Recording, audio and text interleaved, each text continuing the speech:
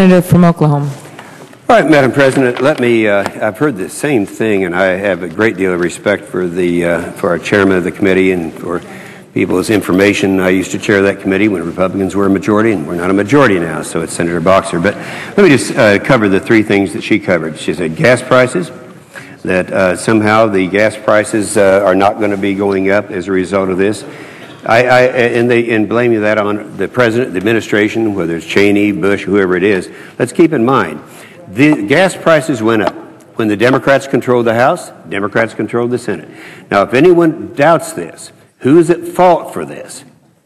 You go to the website, Environment Public Works, that's epw.senate.gov, and look it up. What I have done is document the votes that go all the way back to 1995. Every time we tried to increase the supply of energy in America, and every time we tried to increase our refining capacity, it was killed by the Democrats right down party lines. Now, look it up. It's there. I provided it for you so you don't have to find it yourselves. It's there.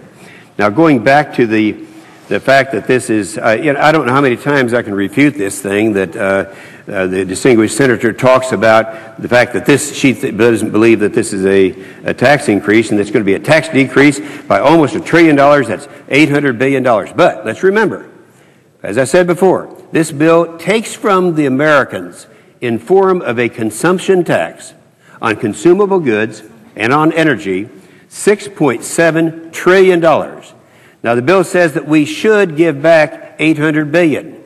For every $8 we are taxing the American people, we might be giving back $1. And the third thing on jobs.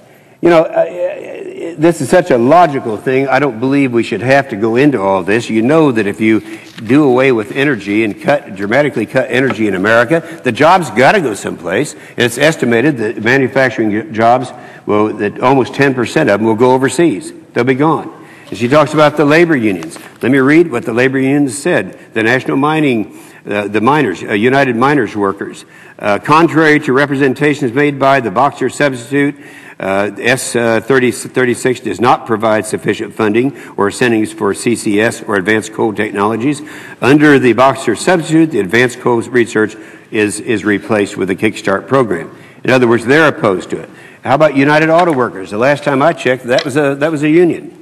And they said in a letter to her and to me, the legislation still contains serious defects that would undermine the environmental benefits while posing a threat to economic growth and jobs. Accordingly, the UAW opposes this bill in its current form.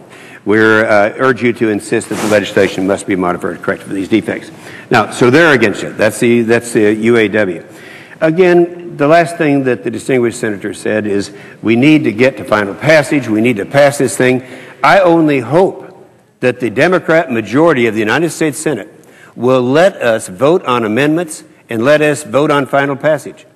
If we take this bill down, and I don't know who you want to point a finger at, but I'm standing here right now begging with the leadership, let us debate the amendments and let us debate the final passage. Let's have votes on the amendments, public record votes, and let's have votes on the bill so that the light will shine brightly and everyone will know who is responsible if this bill goes down.